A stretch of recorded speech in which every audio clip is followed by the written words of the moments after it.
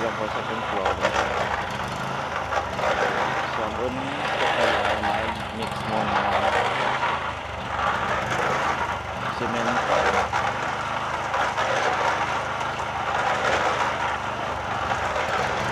May nakapot na silang gravel tsaka sand para mas mabilis na kanila pagbuhos. Mas magamit silang gravel mixer.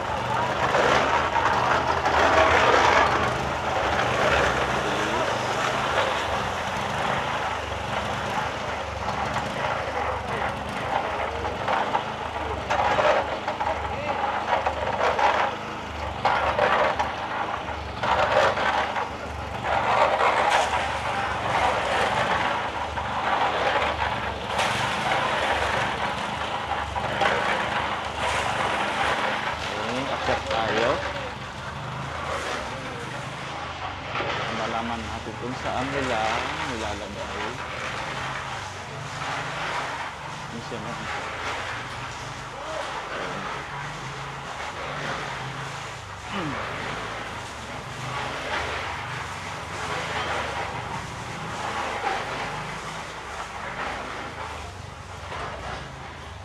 Sudan natin si foreman, hindi, lead man pala.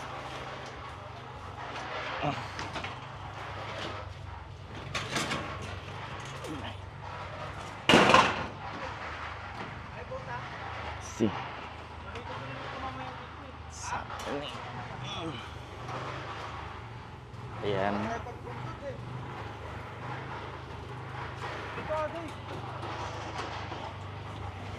Saan ang huling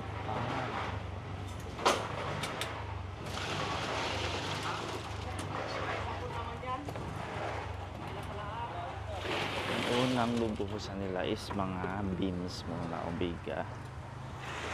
Hopefully hindi umulan today.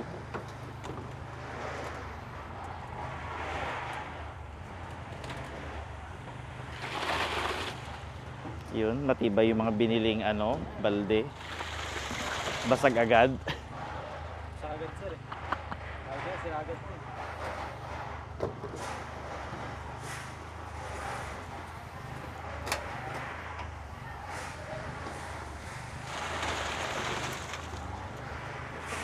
So, syempre, it's a team effort. Let's fitness dito sa baba. Yun na kumukot.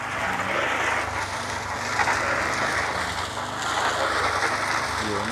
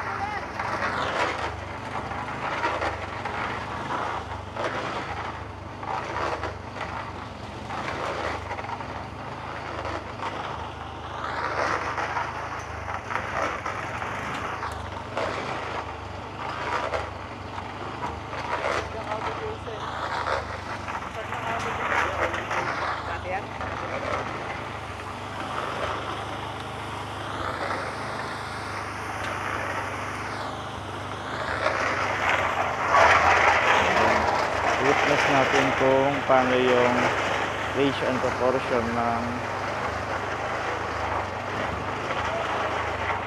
mixing ng semento, tubig.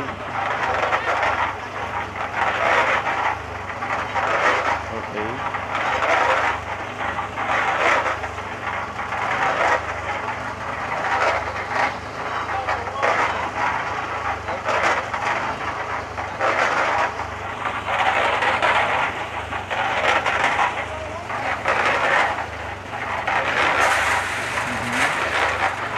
tubig, dalawang gravel, tatlo, yung sako, apat,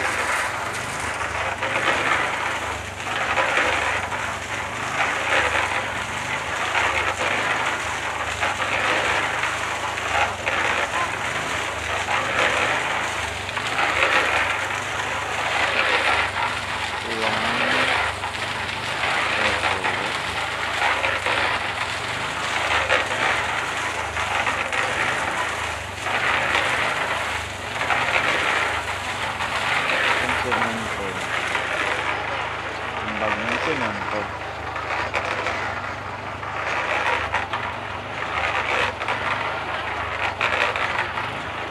Okay.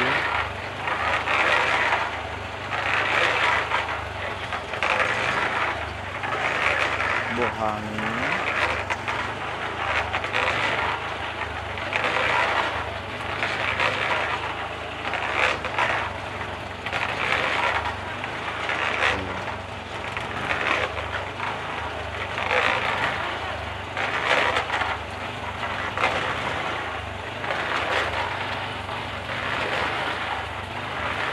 Isang bag ng semento, tatlong buhangin,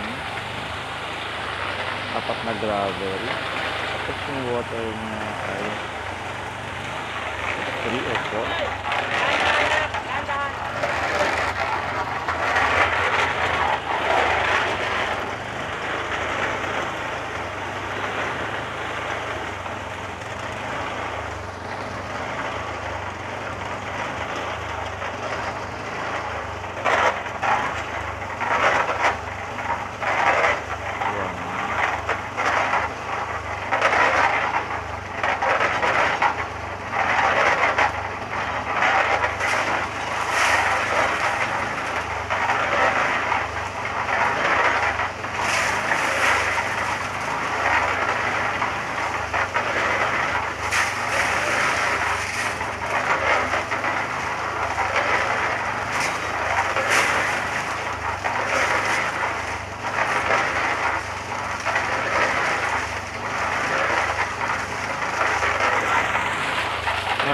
Apat na gravel,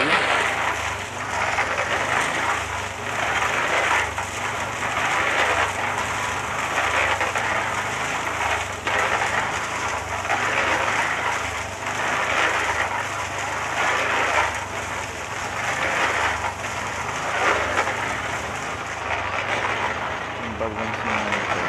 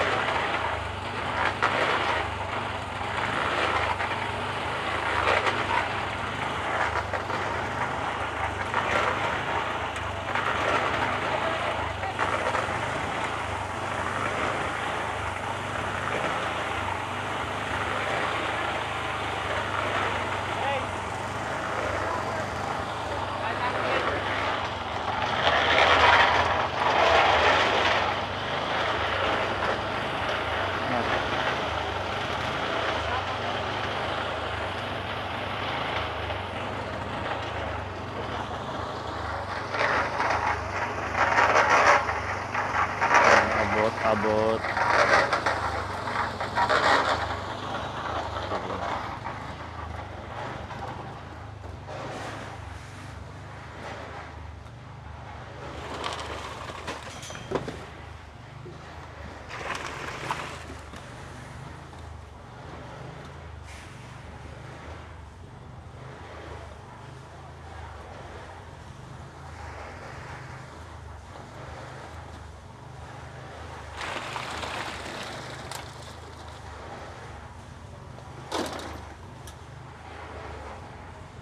Norwell, ilang sako ng ano ng gravel yung nilalagay sa mixer? Apat? 1, 1, 134. 2, 3, 4. Ano yung 1?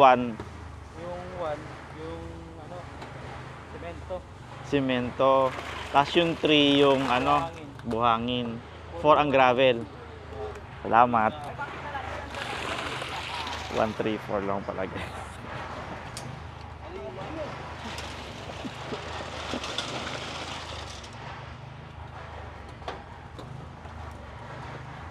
One, three, four.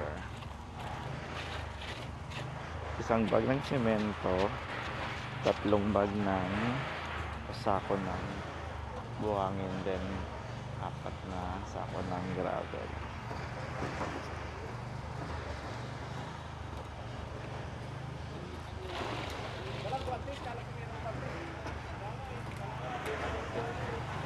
Wala pang guantes. Sinabi ko sa kanya na bumili siya po eh. Baka nasa sasakyan niya. Wala daw? Baka nasa sasakyan pa. Opo, sana po. Pero yun nga, binilin ko po sa kanya na bumili siya. Si Foreman.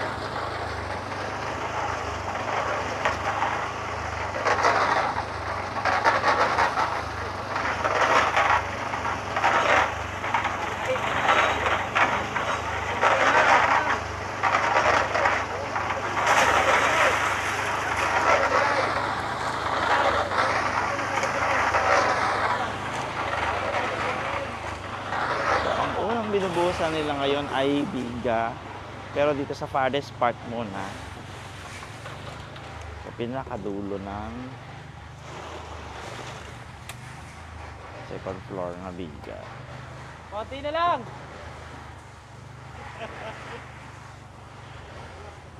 Pwede na lang pasensya mo.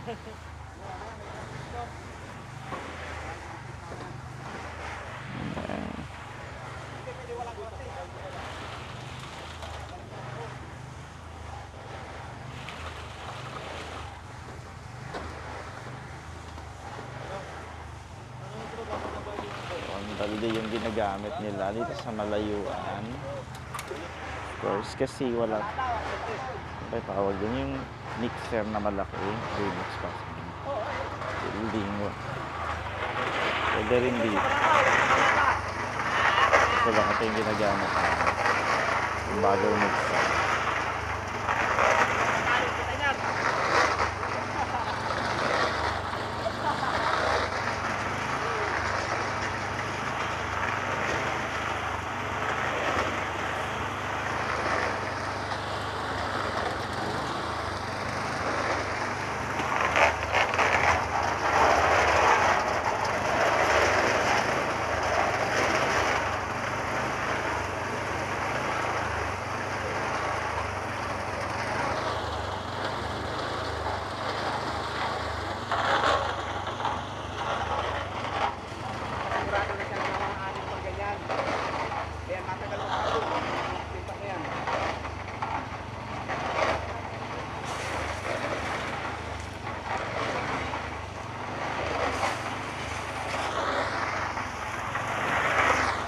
Target nila today or this morning na mauna, today is buong second floor ang mabubuhusan, pero ang pinakaunang target nila na ma-accomplish is mga beams. Ayun ang bubuhos.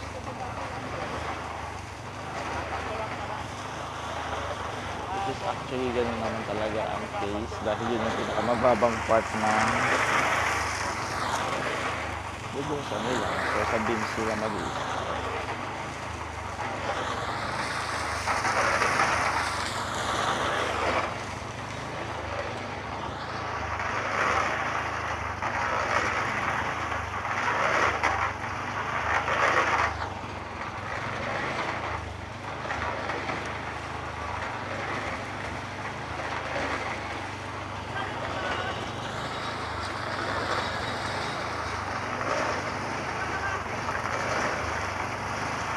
Ito yung literal na team effort.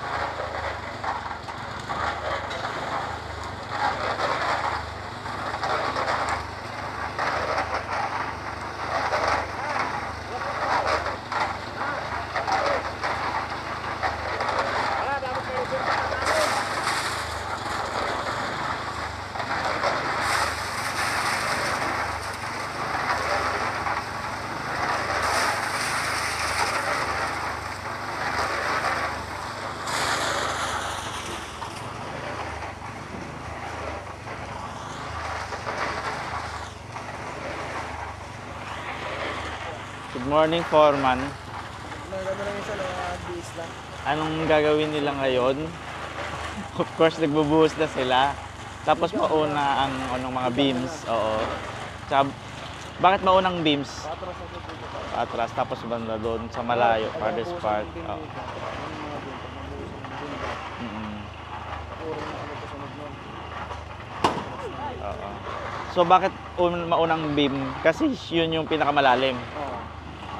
Para mas limitatin. Oo, at saka malalaglag pa rin naman yung mga ano. Mas gloves daw nila. Ha? Gloves.